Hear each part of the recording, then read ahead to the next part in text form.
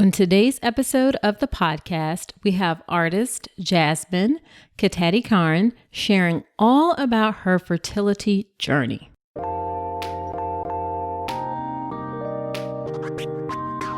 Welcome to the All About Pregnancy and Birth podcast.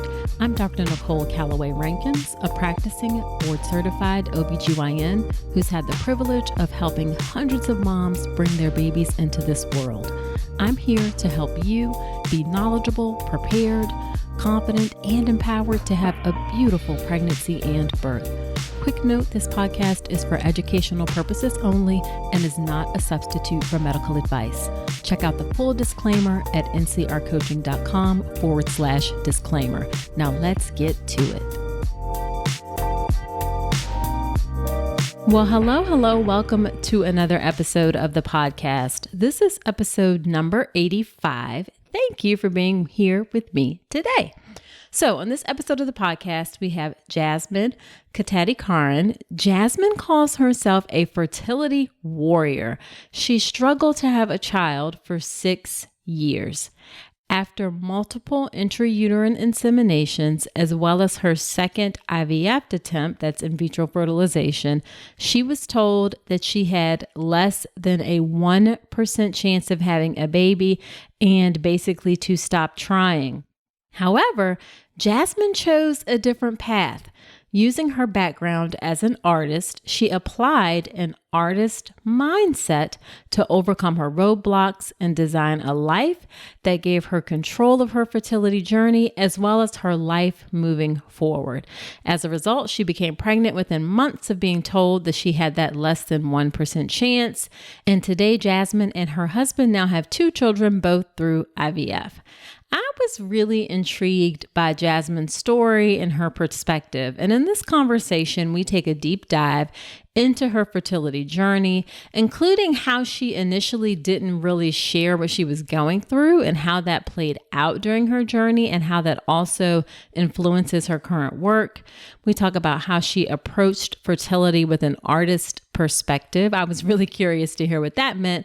And then her freedom method, which is how she uses her designer point of view and tools in order to show you how to find control in your own fertility journey. As always, this is a great conversation. I know you will enjoy it. Lots of useful information, whether you're struggling with fertility or not. Now, before we get into the episode, let me do a quick listener shout out. This one is to Tanya_Lamb. And the title of the review says, "Thank you." And this one is a little bit different. So let's go ahead and hear it. And the review says, "I found your podcast because I was interested in learning about getting pregnant at 40-something and childbirth.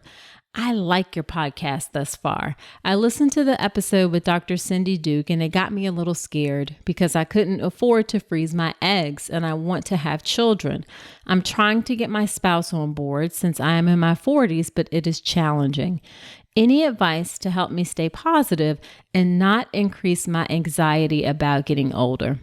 Well, Tanya, thank you so much for leaving that kind review. And I hear you. It can definitely be a struggle making these decisions and choices. And you're right. Fertility is more challenging as you get to be older and definitely over 40.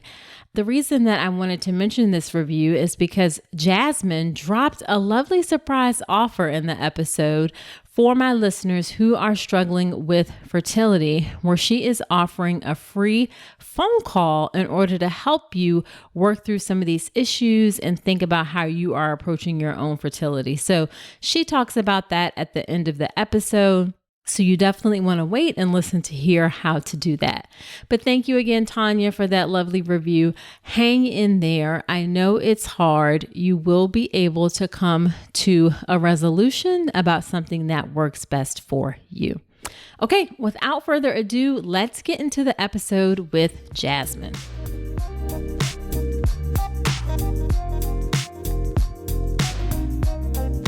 Thank you so much, Jasmine, for agreeing to come onto the podcast. You have a really interesting story and approach towards fertility, so I'm super excited to have you on. Yeah, thank you for having me, Nicole. I'm very excited to be on today. Yeah. So why don't we start off by having you tell us a little bit about yourself, your work, and your family, if you'd like. Yeah, I live in New York City, where I live with my husband and my two kids. I have a 4-year-old daughter and a 2-year-old son. I work, my day job is a senior lighting artist on feature animated films. So if you've seen movies like Ice Age, Ferdinand, Rio, Spies in Disguise, Peanuts, if you wait till the very end where all you see credits of, hundreds of people, you can find my name in those credits. That is really cool. Oh, yeah. I Yeah. enjoy it. It's creative and technical. Yep. Yeah, for sure. So, why don't we hop right in and have you start off just telling us about your fertility journey? Yes, I'd be happy to share that. I'll start off saying it's a long journey. It was nearly 6 years Mm.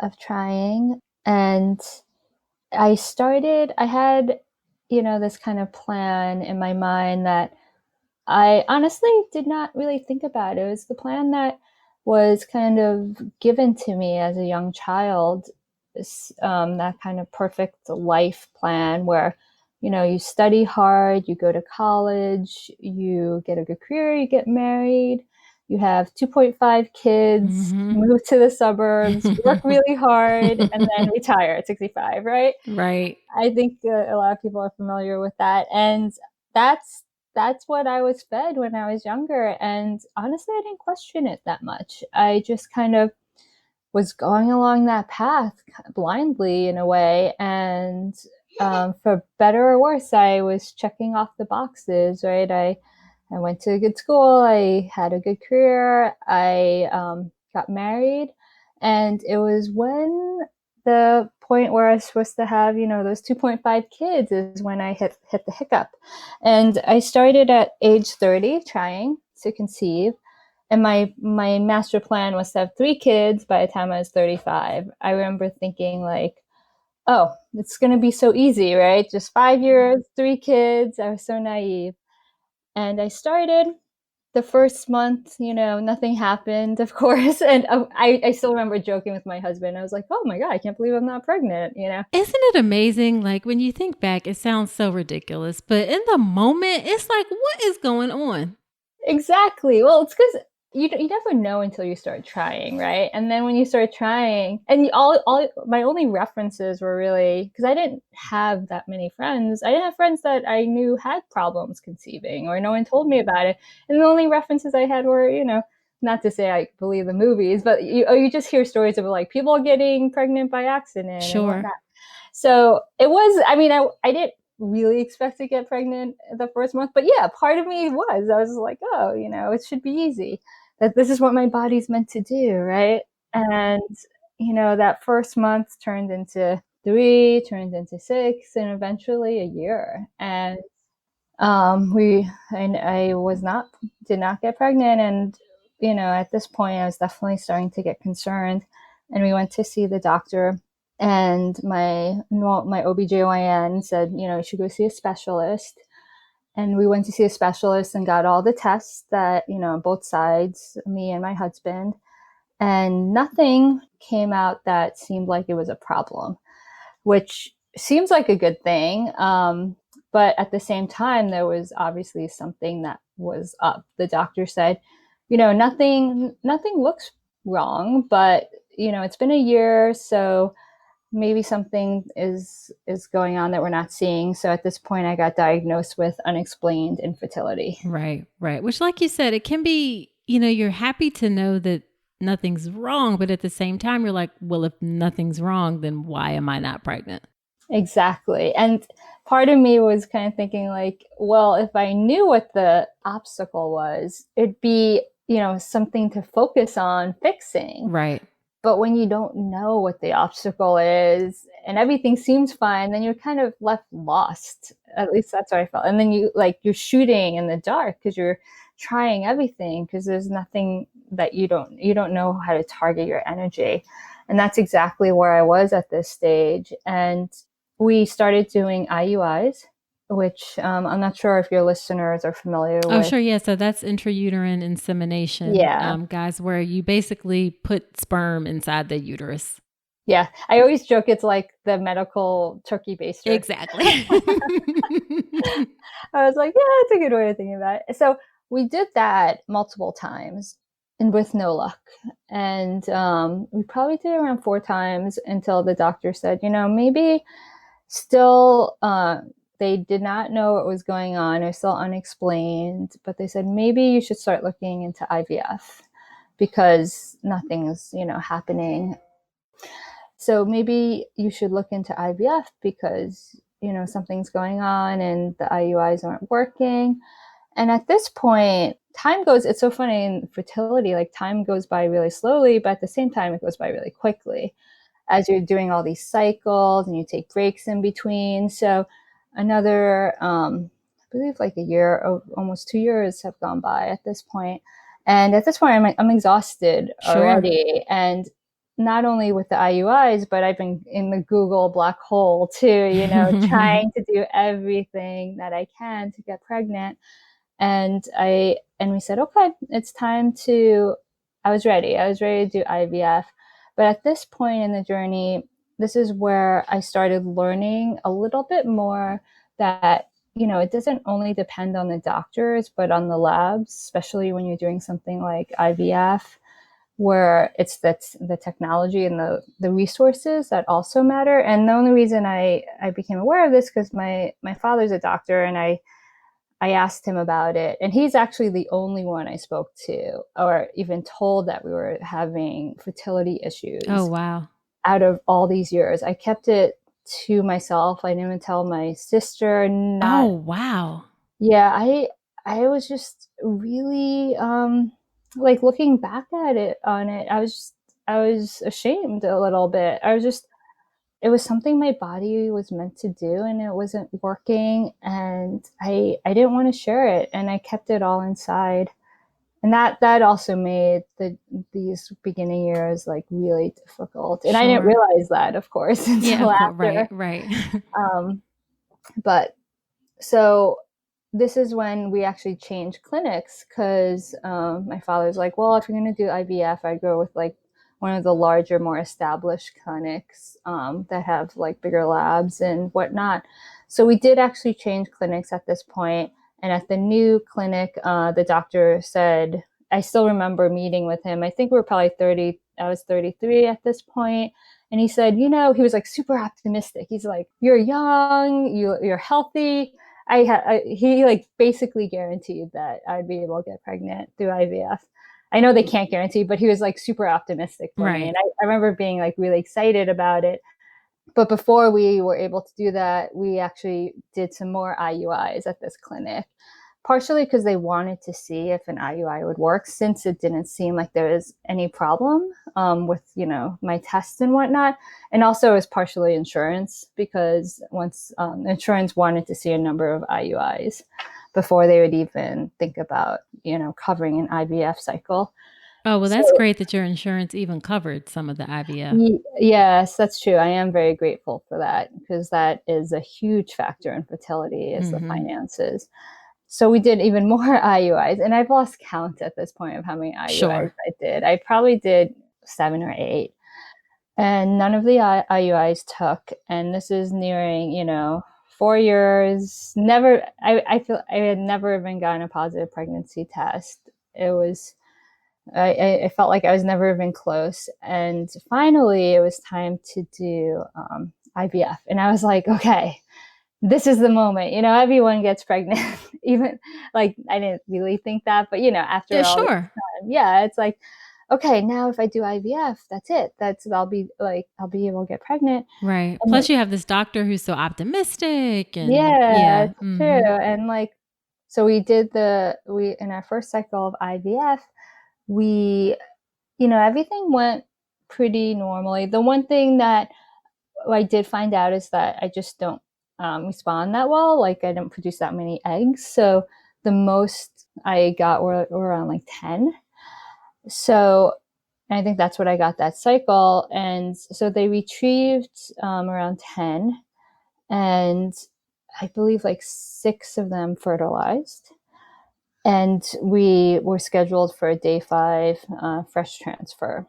And I still remember being so excited. Like, it was the closest in all these years that I finally got a chance to, feel like I was I might get pregnant Sure. in a Sure. way. I mean, I had hoped in the past like IUIs, but there's just so many, and this was like the most work we've done too with all the meds and everything that goes into an IVF cycle. And I still remember I was out the door the morning of the day 5 transfer, and the phone rang, and I picked it up, and it was a nurse from the clinic, and she said, "Your appointment's been canceled. Your transfer's been canceled." And I was so confused. I was like, "What do you mean? This is my day. Right. I'm getting the transfer." Right. And she said, "Well, we checked this morning and none of them made it. None Oh of." my gosh. And I didn't even realize that was a possibility, to be Right. honest with you, because I was like, "Oh, they fertilized. Yay." Now, like, the hardest choice I'll make today was how many to transfer. Right. And it was devastating because, well, one, like anything in any cycle in fertility, every cycle, I feel like it's like your hopes are so high, right? It's like this could be the one, that's gonna work. And but also, like with the IVF, it was so hard because I'd gone through so much. I'd gone through the whole IVF cycle, with the needle, the meds, the appointments, the surgical retrieval, and I didn't even make it to transfer. I felt like I did all this work and I didn't even get to like play in the game. So the next day, I went to the doctor's office, and she sat us down and she said, "Well, I think I have a new diagnosis for you." And then she said, "I think it's poor egg quality." And at first, I was actually like a little bit happy about it because I was like, finally, there's something that I could target. I could figure out how to fix. And my next question was, well, okay, so how do I improve egg quality, right? And her response was, well, you can't. You can't improve egg quality. And I remember I kept pushing her. I was like, there's got to be a way. Are you telling me there's no way to improve it? And then she like kind of hesitantly was like, well, some people say acupuncture can help with egg quality. And I took that information and I ran. She could have said anything and I would have, done it, and she'd be like, give me $1 million. No, I'm kidding. But Like stand on your head every night yeah, and exactly. you'll do it, right? Yeah, it's like definitely. And so I remember leaving. I got a suggestion for a fertility acupuncturist. I was on the phone before I even left that office making an appointment. And the very next day, I met with a fertility acupuncturist, Angela Lee, and she was awesome. And that was also the first time. And this is almost 5 years, and it was my first time talking to someone out loud. Wow. I know, and I say it now, I can't believe I bottled it in for so long. And Wow. I kind of joked with her later that she was like 80% therapist kind of for me and like 20% acupuncture, because it was such a nice release to like finally talk to someone about Sure. it. And she put me on a 3-month kind of detox of my body, to prepare me for the next IVF, and with regular acupuncture. I changed my diet and everything like that. And it was actually the first time that I took time for myself and I allowed myself to just slow down and be okay about slowing down. And do you feel like, I mean, I feel like we don't do a good job in quote unquote traditional Western medicine of kind of recognizing how some of those things work together. I mean, I'm glad that she suggested a acupuncturist, but was this sort of the first time of a suggestion of some other things or approaches or things that could be done? Yeah, I agree. Yeah, it was the first time. And I'm glad she suggested too. I had to push her on it. She Mm, wasn't going to suggest anything, to be honest with you. right. And I do agree, in speaking to people in their journeys now, it is true. Like, I have full respect for doctors. My father's a doctor, but at the same time, it's so great to get different perspectives. Yes. Because honestly, my experience from Western medicine and doctors, if you ask them about things like diet and just stress levels and stuff, they do tend to dismiss it. They tend to be like, no, and they kind of shoot out the probabilities of things, right? This is the probability of this is the probability of that, and I totally get that. It's a very data scientific based field. where, you know, when you go towards like someone that's more holistic, then they'll kind of put that into play too, Yeah. which is a nice combination to get both sides. Sure. Absolutely. Something So that yeah, we do not do well enough, and we need to do more of, because it works. That's the other thing. exactly. Like, it actually works. So, Yeah. And I definitely, yeah. And it helped me so much in my journey. And so I did all this, this work kind of on the holistic side of things. And I was ready for my second IVF cycle. And I went in nervous, to be honest with you, because of what happened the first time. sure. And we essentially did the same protocol, and it was almost too much like the first time, right? It's like, okay, you know, I retrieved maybe like one less egg, like 9 eggs, and then about 5 fertilized. Again, just like deja vu, I had my day 5 fresh transfer scheduled on the books. And the difference this time is I was in the acupuncturist office the morning of my transfer Okay. to do an appointment, you know, to get my body Sure. prepared for the transfer. And I was so nervous that whole morning. And when I finished my appointment, my acupuncturist came in and I saw the look on her face. And she knew what happened the first time, obviously. And I knew when I saw her face, and she said, they called, it's been canceled. Oh, And I mean, the journey is so hard on, you know, for so many reasons, but it's like these moments of like hope and then complete deflation, like yes. devastation. And I was working so hard. And that's the other Oh my thing, right? gosh. That's the other thing Yes. about fertility. It's like, there's no guarantee. It doesn't matter what you're doing. There's no 100% guarantee. It's like, if you work, and I think this is what's so hard for me is like, when, you know, like I was taught, like, work hard, you'll get where you want to be, or you'll get, you know, just work hard. And with fertility, it's just not that way all the Mm-hmm. time. Mm-hmm. So after finding out, I saw this is the moment I remember so well, is my husband and I were walking back home across the park, and I was crying. I was so upset. And part of what was eating up inside me at this time too was the guilt. The guilt that I was the barrier of my husband becoming a father.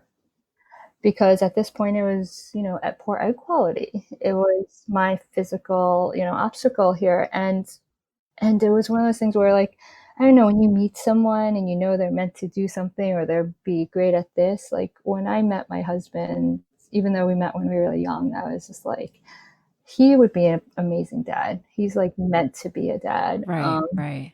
He's way more paternal than I am. And and I like I couldn't be the person to stop him from, you know, realizing that path for himself. And I told him as we were walking back, I was like, this is 5 years into it. And I was like, if this doesn't work, I need you to go. I need you to like find someone else and have a family, because Oh. I can't live with that, you know? I think, and then Oh. I was like, I'll be fine, but I just want you to be a dad. And, Oh, wow. I still get emotional thinking about this moment. Yeah, And, absolutely. and of course he said like, no, right Yeah. away. He said Yeah. like, we're going to figure this out. And, we spent the rest of that day together and talking it through. And it was a hard day. And then, but by the evening and the next morning, I had like pumped myself back up. I was like, okay, we're going to do this, we're going to figure this out. And that's like what you do, these like emotional roller coasters, like Yes. fertility. It's like you just get horrible news, and then you have to pick yourself back up because it's a new cycle. It's a new chance, to try. And so we went to the doctor's office again that next morning, and I was all ready for, the next step, or like, okay, what should we try next? And she sat us down and she started almost immediately talking about egg donors and adoption. And I was really surprised. I was like, wait, can we not try another cycle with my own eggs? And she said, I wouldn't recommend doing another cycle with your own eggs. And I kept pushing her, and I said, well, I still feel good. I still feel healthy. young, and then she said, I give you a less than 1% chance Dang. of having a child. That's hard, right? It's like That is with really hard. and I mean, we talk about probabilities all the time in fertility, and I feel like, you're always weighing, it's like, this is 12% chance of success, 22%, but then like hearing less than 1% chance was just devastating. And at this point, it's like, Less than 1%. What she really wanted to say was there was no chance. But exactly. yeah. That's exactly what I thought too. I was like, a nice way of saying no chance. And here I was, and at this point I was 35 years old. And instead of, 3 kids at 35, which was my, master plan, it was sitting in this office being told I have less than a 1% chance of having my own child after Right. 5 years of trying. Yeah. And just, I went numb. And she just kept talking about egg donors to me and adoption, like two things I wasn't ready to I hear. was geared to say, like, it probably was just like, why are you talking right now? Like, this is just a lot. Exactly. And we left that appointment, and we left it with her saying, she said, well, if you want to do egg donors, then come back to me. And essentially, if not, I'll see you Just later. see, good luck. I Yeah. know, yeah, good luck. And I was like, okay, well, I thought the previous day was like a very low point in my journey. And then it gets even low. It's like, I mean, it's like you can't even see that comment. Like, how could it get even lower? And yes, it gets lower. Exactly. I was like, I still was in shock. And that morning, the crazy thing is, like, me and my husband like hugged each other. I still remember outside the building, we like hugged each other, and we said, okay, let's talk about it tonight further. And then we just both went off to work. It's crazy. You think about it, but like, So crazy. that's like part of fertility too. It's all done in secret. Like, Yep. no one knows I'm going through this. I can't just go into work. I mean, I can't go into work and be like, I was just told that I I was have a lesson. Right. yeah, Right. exactly. Like, no, I have to pretend like nothing happened. And, the day is just any other day and put on a happy face. And that's exactly what I did. And as I was working, I was trying to kind of occupy myself through my work. And I I honestly did not know what to do immediately. I just was like, it would have been so easy to stop at that point. Yes. I mean, yeah. Yeah. I was exhausted. 5 years of trying. A doctor just told me to stop trying. Sure. Exhausted physically, exhausted mentally. Exactly. And I felt like I had tried so much. I'd worked so hard and nothing was working. And then as I was working on something at work, where I work as a lighting artist on animated films, and it's a very creative but technical job. I was kind of troubleshooting a problem that I had, which I do almost every day. And it occurred to me, this is when I had my like aha moment, Yes, that I'm so anxious to hear this because you said that this is how you started approaching it through the eyes of an artist. So I'm just so curious to hear what this means. yes, so the eyes of an artist. So it means, one, it doesn't mean you have to be an artist to do this. It's just the way, it's a way of creative problem solving. So I realized, as I was kind of tackling this problem at work in the way that I've done for decades, which is essentially, stepping back, looking at the problem, getting multiple perspectives on it, and thinking about it in different ways. Right. And then brainstorming several solutions to the problem, not only one, and then ultimately deciding to try to start testing it out. And then you test. It's all about testing and iterating, right? So you start somewhere, and if that doesn't work, then maybe you adjust it slightly, or you go to one of your other solutions that you kind of brainstormed earlier. And then I realized what I was doing in my fertility journey, my own personal life, was like completely opposite. I really never stopped to like take it all, like look at it in the bigger picture, make sure I was going in the right direction. First of all, I just kind of went, I'm like, oh, I went to the clinic that my OB GYN said to go to. I went there blindly, met with one doctor, that's it, just followed exactly what that doctor said. Then I went to another clinic, did the same thing. And I never stopped to think like, what's right for me, but also to get different perspectives on my situation. And I was like, why don't I just do this with my fertility? I have nothing at this point. I have nothing to lose, right? Nothing. I just had a doctor tell me I have less than 1% chance. Right. And I was like, okay, well, I'm not ready. I knew, I felt it in my heart that I just wasn't ready to give up on trying. And I also felt like I wasn't honestly ready to look into egg donor or adoption. I didn't want to think about that yet. So I was looking at, my fertility. I was like, okay, what's the next step? And I was just told this one thing from this one doctor. Well, okay, I'll take that as not a definitive answer, not as like the only answer. I'll take that as like kind of data, okay, that's a data point there.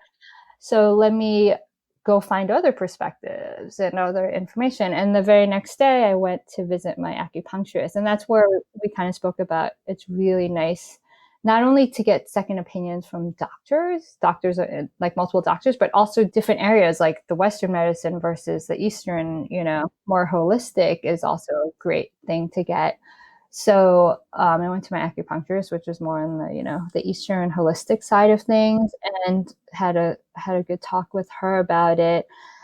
And she didn't, she did believe it was egg quality, but she was like, I don't think that, there's no chance, looking at what she knew about me. And then she said, like, you know what, there was this one doctor in yet another clinic. Right. And she was like, I think this clinic might be a better fit for you. And then I thought it was interesting because there's a lot of talk about like not all clinics are good or equal, first of all, but not that one's lesser than the other. It's just like your body. I liked how she put it, like your body might not like that clinic. Your body might like feel better here, in the way that, people are unique and they need different things. Absolutely. So just because you hear it works for someone one place, it doesn't necessarily mean it's going to work for everyone. And so she suggested to go to another clinic and meet with this other doctor. And I said, okay, yeah, that sounds great. Get a different perspective. So that's like the whole thing, getting different perspectives on things. And I met with that doctor, and I still remember, he also agreed it seems like it's egg quality, but he didn't agree with the less than 1% chance. And I mean, that alone is like, think about it as like another data point. It'd be like, okay, well, now it's not like a specific, I have two doctors saying this, plus I have the Eastern medicine, and plus yourself too. Like, I know I'm not a medical professional, but also like, yourself a lot better than anyone else does. You know yourself better than anyone else. I tell women this all the time about pregnancy and birth. Like, trust your inner voice. Learn how to trust that, not just, and I'm getting off a little bit on a tangent, but in everything that you do in your life, you have that inner guiding wisdom. I don't think we learn in our society how to listen to that very well. Yes, I couldn't agree more. And yeah, I feel like we doubt ourselves a lot, but it's true. We have the knowledge about ourselves that no one else does. So with that, he suggested that we do another IVF cycle. And this time around, the biggest difference was, instead of a 5-day transfer, to do a 3-day transfer. Okay. And I was like, oh, okay, that sounds great. Like, one, I didn't even know that was a possibility, but that totally aligns with, the design thinking and testing and iterating. Like, okay, I did these IVF cycles, but it was a 5-day transfer and they both failed. Now let's like change one part of it, right? And see. And that's where I realized I realized how that other clinic basically did two cycles identically. Nothing changed. They both did not work. And then they just kind of concluded that it was never going to work, which was, shocking in hindsight when I think about that. And that's why it's so important to kind of, test and iterate. So that's exactly what we did. I did my third IVF cycle, and Same exact thing. Like the beginning parts are always, almost identical. And this time I had a 3-day transfer. For each cycle, I will say I always have a little bit less eggs like that are retrieved, which was, a little disturbing to me, like one or two less. But Uh-huh. it was day 3, the morning of day 3. I was very anxious because of all my past experiences, but I went to the hospital. I still remember being in the waiting room and thinking like, they didn't call me yet. I actually get Right, the right. transfer. It was so exciting. And so I did transfer. I transferred 2 embryos during a day 3 transfer, and I got pregnant. Yay. Were you Yeah. still working with the acupuncturist during this whole time? Yes, I was Okay. still working with the acupuncture. So I did do like the pre-transfer and the post-transfer acupuncture Gotcha. treatment. So I did 2 acupuncture treatments that same day. And was the doctor like, did he know that you were doing that? And was he, or were you just kind of doing this on your own? I think, well, he knew that my acupuncturist referred me, so it wasn't an active part of our Sure, conversation. sure, But sure. yeah, I think he knew that I was doing acupuncture, and I will say that. So I still couldn't believe I was pregnant, and Yeah, I mean, what did you feel like in that moment? well, I still remember it when he called. He called me I was at work, and I remember being so, he called with the news, and he said, "I have great news, you're pregnant." And I couldn't believe it. I actually said to him, I remember I said to him, like, "Are you kidding?" Because it's been such a long journey, and I had just Yes. been told I like had no chance of getting pregnant pretty I much. mean, this is 6 years in? Yeah, it's nearly 6 years, I still remember his response to me was, "Well, I'd be a horrible doctor if I just joked if I just lied about that, or if I joked about that you're pregnant." I was like, "Yeah, that'd be a pretty bad thing as a fertility Yeah. doctor, to do that." And like, keep in mind, this was just only months after I was sitting in that office being told I had less than a 1% chance. Right. And I couldn't believe it, just to how quickly it turned around and I was pregnant. And that pregnancy, it was great. And I now have a 4-year-old daughter from that. Wow. Yeah. Wow. And then and you also have a 2-year-old. I So do have a 2-year-old. yeah. So well, let me ask first, like how was we don't have time to go into the whole experience, but how was your pregnancy experience for you? I love being pregnant. I think I mean, I actually like joke, I still rub my belly sometimes.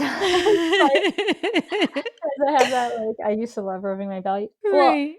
for me, I had really good pregnancies. I was lucky not to get morning sickness or anything, but also for me, I think, one, I was so grateful to be pregnant. I enjoyed every moment of it, but also I joked with my husband when, it came to the normal pregnancy part, and the appointments are so few, and the only big thing is like the sugar test that people talk about. And I remember turning to my husband, like, in the very beginning of the pregnancy, and I was like, "Is this what normal people go through? Like, this is all they have to go through?" And I was so jealous. I was like, "Oh my god, this is so easy. They might only have to go in like once every whatever." Right? Oh, that And is funny. the pregnancy, my first pregnancy was great. I had planned on doing it all natural. I had a doula as well. I went to a birthing center. I did the Sure. orientation for the birthing center, especially after all those meds that I had to deal with, Yeah, trying to yeah. give, like, being as natural as possible. I can see that for sure. Yeah. So, of course, with all best plans, it didn't quite go that way, but essentially, it was close though. I mean, I was having contractions for about 3 days, so, Mhm. and like no end in sight. So on the third day, I went into the hospital to kind of, check in to make sure everything was okay with the baby. And they said, "Well, the baby looks fine. But at this rate," they said, "at this rate, if you want to deliver naturally, it'll probably be another like 5 days of like," because it just wasn't progressing like quickly. And then their concern was like, even if I waited that long, I just wouldn't have the energy to, deliver naturally. And at that point I was like, okay, let's just do it. It had been 3 days of like no sleep with contractions. And the good thing is, like, once I was admitted, I only got a little bit of medication, and that was enough that within 3 hours I was fully dilated, Okay. and I had my child. Yeah. So that made me happy. And it's like that thing after I got the epidural, I was like, why did I not get this epidural? Right. But I mean, the natural would have been great too, but it was a funny moment. I still Yeah. remember it when I got the epidural and I finally was able to sleep, and I was like, oh, why was I not doing this Yeah, that can before? be the key sometimes. You just need to reset, and then your body's like, "Thank you for giving me that time to kind of get back together, and now I'm ready. Let's have a baby." Exactly. So that was my experience with Well, were my you ever scared? Like, were you like, "Is this going to be taken away from me?" Like, were you worried during the pregnancy? I would have been a hot, anxious mess. Yeah, well, yes, because obviously I had never experienced, loss and miscarriage, but I knew all too well what the stats were on that. So those first couple of months, yeah, I was, every test that we took, and at this point I was over 35. So I was taking a lot of those additional tests that you take when you're at an older age to make sure, the baby's okay. And yeah, like it's like that. And I honestly still kind of have it. I was saying to my husband, like, it's like almost too good to be true. After you're trying for something for so long, it is that feeling of like it's going to be taken away. So yeah, every test and everything, it was nerve-wracking, but at the same time I was really trying to stay positive, because it was my first time ever getting pregnant after all Sure. this time. I think it would have been very different if my fertility experience had, more like miscarriage within it, which Right. I know there's so many stories. Um, I think that would have been another factor. But after I kind of went through the initial like heartbeat, that was sort of, even I still remember with my second, like waiting for that heartbeat. Yeah. One is by far one of the hardest, because you don't want to get your hopes up. And but yeah, I tried to. So to answer your question, I was nervous, but at the same time, I probably wasn't as nervous as I could have been. Yeah. And it sounds like you also were intentional about enjoying it. Like you said, trying Yeah. to savor those moments. hmm Because for so long, this is what I wanted, right? Right. You see people that are pregnant. I always wondered what it would like to be to have some a human being growing in Yeah. my body, and I couldn't believe I was able to experience it. To be honest with you, I came to terms that it might not be in the cards for me. Right. Um, so I was really grateful for every Yeah. moment of it. Yeah. And then did you have to do IVF with your second? I did, Okay. yes. Okay. And then how many cycles did it take that time? Surprisingly, so what happened was, so as I said, I didn't tell anyone about my journey at all, or Mm-hmm. my struggles at all. And it was only at the very end my immediate family knew. I think maybe I told one or two friends, but very, very few.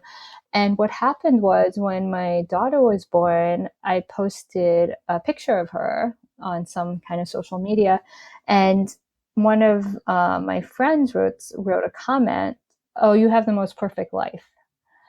And I like stopped. You were like, And oh no, she didn't. Just that. yeah, and and then I realized, so this is what I realized, because during those 6 years of trying, me and my husband were traveling like crazy, like mad people, because that was like one of my outlets Yeah. during this Like time. therapeutic in a way. Mm-hmm. Exactly. I still remember there was like a failed cycle, and the first thing I said, I turned to my husband, I said, "Where are we going? I need to go somewhere. Like, I need to like get my mind off this." So I realized, from my friend's perspective that wrote this comment, all she was seeing was us traveling the world for Uh-huh. like years. And then now it's like, oh, now they decided to settle down and have this baby. And I was like, no one knows what what went on, like what went on all these years. And it was far from perfect. And I also felt so much guilt too, because, you know, especially when you're in a journey, a struggle, and social media feeds this kind of perfect picture of other Yeah. people. Yeah. And all of a sudden I realized like I am feeding into that. And I didn't want to be that person. So that is actually the moment where I decided to share my story. Okay. And is that what led you to, that's a perfect segue into now you do like, you've shared your story, you do coaching, you have some free resources. So why don't you tell us about how that sort of transformed what you do now? Yeah. So once I told my story, and it really, one, it was therapeutic for me because, like I said, I kept it all in and I didn't realize how much trauma I was keeping inside. But then it also, I realized how helpful it was for other people, people that I didn't know. And then friends that I did know came out and told me like how helpful that was for them. And that's when I started realizing that I could help. I can help people going through their own fertility journey. And I actually decided to document my IVF with trying for my son. And Okay. that's how I started. And I still remember when I told my husband I was thinking about doing that, he said to me, he gave me this terrified face and he said, but what if it doesn't work? Like what if the IVF fails? And that I was like, well, that's how it is, you know? And that's what fertility is. And it didn't actually. I was, you know, and that's that fourth IVF is my 2-year-old son right now. Okay. And but I will say, so ever since my son was born, I knew I wanted to share not only my journey, but my method, the strategy, my system that it took me way too long to realize, you know, it took me 5 years in my first one to realize, but it made such a massive difference in my own fertility journey. And I also haven't seen it being spoken about in the fertility world, where it's a lot about, you know, the meds, and there's definitely like the mindfulness and the holistic approach and whatnot, but it's kind of like a strategy that I I love to share the system that I implemented in myself, and it made such a difference. So Gotcha. that's why I share it. And Um, is that your freedom method? yes. Okay. So the system I use is the freedom method, and these are the pillars that create the strategy around your fertility journey. And it's funny to say strategy, but it's kind of like it is a strategy in a way. It's creating a strategic plan that looks at where you are now and how to get you to your goal. And then the cool thing is that I'm also bringing in my artist perspective and experience. So it creates a more holistic strategy to get you there. Um, I don't know. So I like to say, like, imagine it like a blueprint for your journey. And it's almost like a choose your own adventure type of thing, where it like visually like can branch off to different ways, different solutions to the same problem. Because, like, for me, if you look at it, how it started out when I was not using this strategy, I was just like very linear. You know, I was kind of letting life happen to me. I was just like, this person says this, okay, I'm going to do this. And then, like, not questioning it. But then when you apply the strategy to it, you kind of gain more data points, and then you can kind of offshoot from that one linear path and see alternative solutions and alternative ways. So when one thing doesn't work, then you kind of have this blueprint to be like, oh, well, let me try this one now, or let me iterate and test it in this way. That therefore you're always moving forward. You don't feel like you're stuck or lost, which I often felt when I didn't do this. Exactly. Exactly. So that's exactly what Well, I I am love it. sharing now. Yeah, and guys, we will point to all of Jasmine's resources in the show notes. So if you and she has free resources on her website, like a free webinar that you can go through and kind of learn more about her approach and her strategy. I just think it's such a and it's something that can be applied even to how you pick your OB doctor, how you approach your birth, and like not necessarily following that, like, I don't know, A, B, C, D. Sometimes you like need to stop at B and see whether or not C, D, or E is the right option. Just kind of step back. I love how you said step back and kind of look at things and really approach it strategically. So we will for sure point to those resources that folks can check out. Yeah, definitely. Yeah. So just to wrap up, what would you say is your favorite piece of advice that you would give to women who are trying to get pregnant? I would say, don't let life happen to you and be reactionary. Have a plan and a strategy so it will decrease your stress and your anxiety, and more importantly, ensures you that you keep on moving forward instead of, feeling lost and stuck.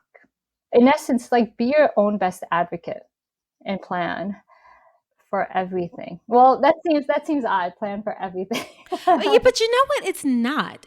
And I think especially women, I think that is fantastic advice. And I think women in particular, we sort of get raised in an environment where that's not necessarily encouraged, or in some places it's like actively discouraged, like you're being, I don't know, difficult, or you're supposed to just kind of go with the flow. Why are you questioning things? And you're saying, like, you don't have to do that.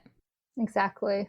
I couldn't agree more. And especially women, right? We're often told, like, don't speak up, don't listen to others, but we're strong, like, especially fertility warriors. I've been through so much.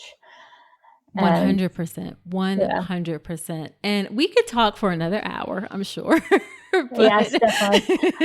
But I do want to you to tell people where they can find you. Gosh, she has the most beautiful Instagram feed. Do you draw all of those images yourself? I do. I call them my doodles, my Instagram doodles. You have got to check out her Instagram. Just really beautiful images. And then we're at your website with your free resources and your free class and any paid stuff you have, coaching, that kind of thing. So where can people find you? Yeah, I mean, if you want it, my Instagram is at Jazzkatat, JAZZKATAT, and then for all my resources, you can find it on my website at jazzkatat.com. And as a thank you for having me on this website, I'm going to offer a limited number of free calls with me to help you and see how you can design your own strategy to any challenge you might be facing. So you can go, that was a surprise. I love it. Yes. Thank you. I didn't tell you about that, but you can go to jazzkatat.com/call to find availability for that there. Yes. Well, thank you so much. Some people are going to hop on that real quick. So, so if you're interested, go ahead and get it now, because she said she's only a limited amount available. So thank you so much, Jasmine, for coming on to share your story. That was really powerful, really inspirational. I know so many women are going to relate to it on so many levels, from the journey, from holding things in, from like presenting that perfect life when it's actually not. There's so many lessons here to learn. So I really appreciate your time. Yeah. And thank you so much for having me, Nicole. I really appreciate it.